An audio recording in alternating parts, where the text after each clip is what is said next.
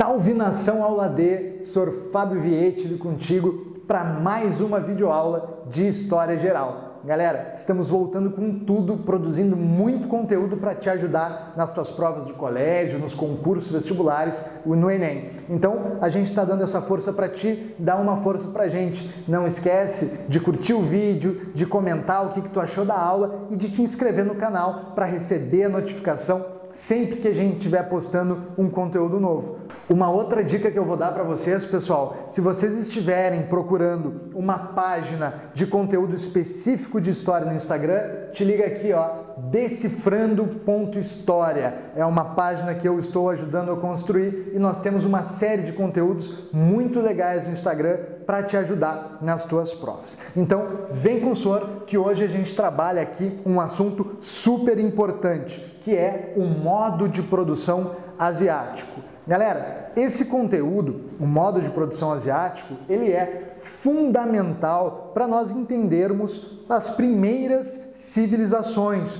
os povos antigos, daquela parte do conteúdo que nós chamamos de Antiguidade Oriental. De forma geral, os povos da Antiguidade Oriental apresentam, claro, características diferentes entre si. Nós temos o Egito, a Mesopotâmia, persas, hebreus, fenícios, enfim, uma série de povos que têm características singulares, próprias, mas que, no geral, vão apresentar o mesmo modo de produção.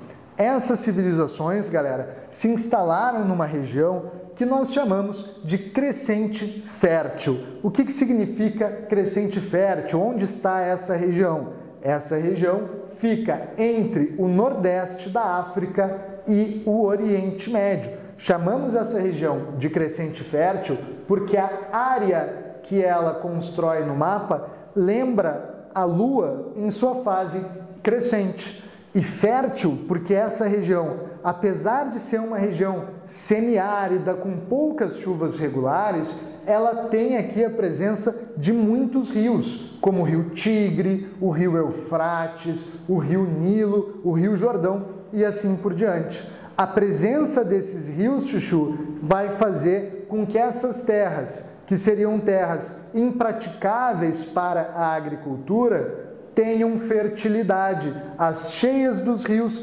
transbordando humus e matéria orgânica vai possibilitar que nós tenhamos aqui a sedentarização de povos nessa região. Então, o berço das civilizações, ou o local em que as primeiras civilizações surgem, fica justamente na região do crescente fértil. Galera, o modo de produção, esse é um conceito importante para a gente levar para a prova, é, de uma forma simplificada, a maneira que as sociedades encontram para organizar a produção da sua subsistência.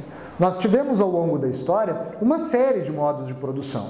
O modo de produção do comunismo primitivo, um modo de produção, claro, asiático, o modo de produção escravista, feudalismo, o capitalismo comercial, o capitalismo industrial, o capitalismo financeiro, socialismo, comunismo, enfim, uma série de modos de produções que são organizações diferentes na forma de produzir a subsistência. Foi pro coração, Chuchu. O modo de produção asiático vai apresentar como primeira característica o fato de ser um modo de produção típico do que nós chamamos de civilizações hidráulicas. O que são as civilizações hidráulicas? São aqueles povos, galera, que se instalaram ao longo do leito de rios. São povos que dependiam das cheias dos rios para a sua prática agrícola, para a sua sedentarização. Do ponto de vista político, a gente tem um conceito bem interessante aqui relacionado ao modo de produção asiático,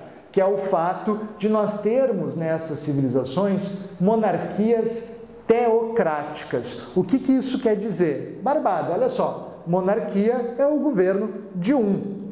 Teo significa Deus e kratos, poder. Então, uma monarquia teocrática é aquela em que a legitimidade do poder político ela deriva dos deuses ou de um deus apenas, certo? A monarquia teocrática traz essa relação, então, de que o governante, ele ou é um deus vivo, um deus encarnado, como no caso do Egito, onde os faraós são adorados como deuses, ou os governantes representam efetivamente as divindades, como é no caso da Mesopotâmia, onde o Patese, embora não seja Deus, representa as divindades. Tranquilo, gente? O interessante dessa forma de organização política é que, se o poder vem de cima para baixo, de Deus para o governante, a população não pode questionar as decisões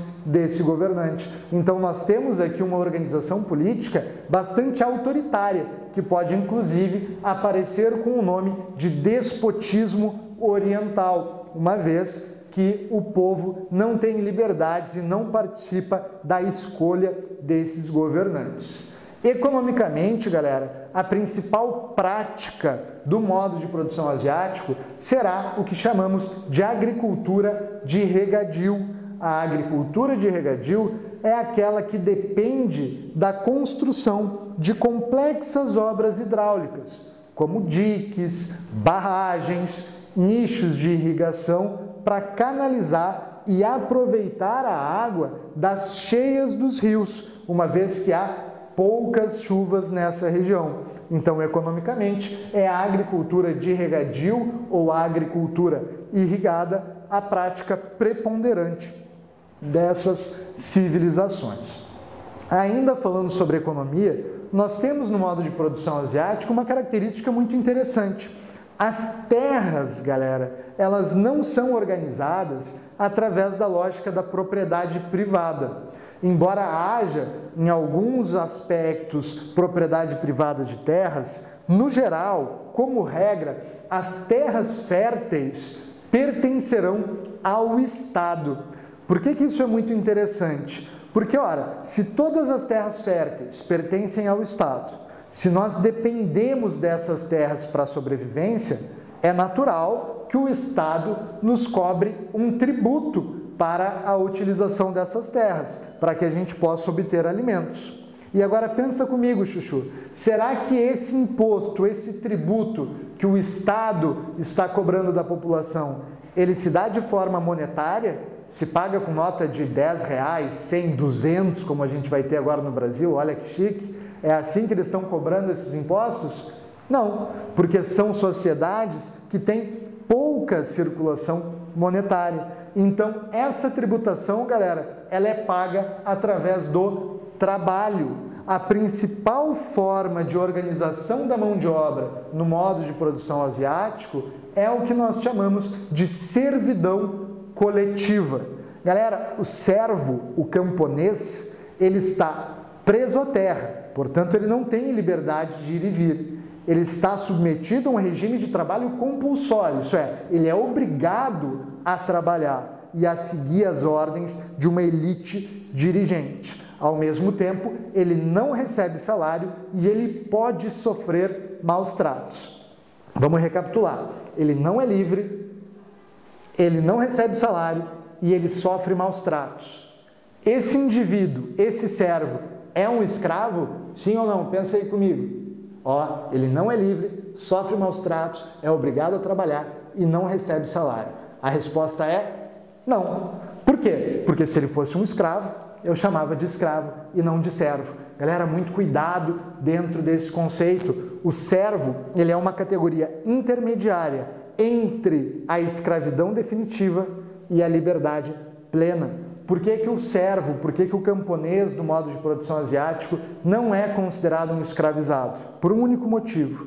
Esse indivíduo, galera, não se tornou uma mercadoria. Ele não é visto como um objeto, portanto, ele não pode ser comprado ou vendido. Se o indivíduo não foi mercantilizado, ele não será considerado um escravo. Fica atento com essa definição, porque isso aparece em muitos pega-ratões nas nossas provas, certo? Agora tu pode estar me perguntando, Sor, mas eu vi no History Channel que os escravos construíram as pirâmides. Cuidado, dizer que a servidão coletiva é a forma hegemônica, isso é, a forma preponderante da organização da mão de obra nesse modo de produção, não significa que não houvesse escravidão.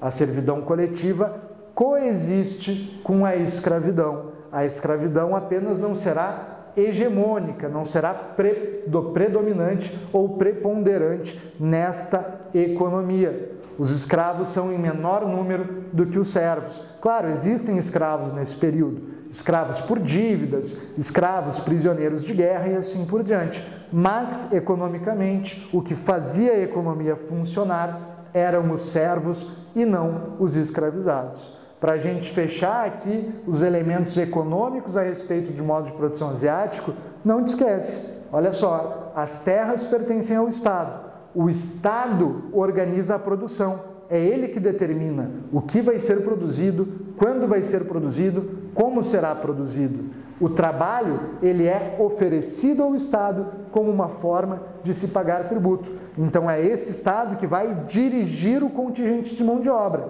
Olha, esse tanto da população vai ser responsável por trabalhos agrícolas. Outra parcela fará os trabalhos de obras, como barragens, os eixos de irrigação ou mesmo obras públicas, como as pirâmides, como os zigurates, templos ou silos de armazenagem de alimentos.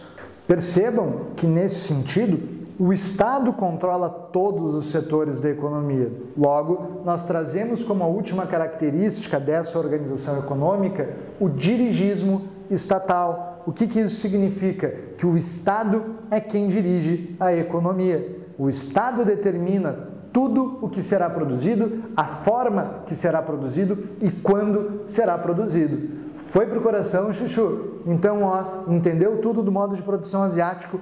Corre para a próxima aula que a gente vai começar a trabalhar as características específicas de cada uma das civilizações que fazem parte do modo de produção asiático.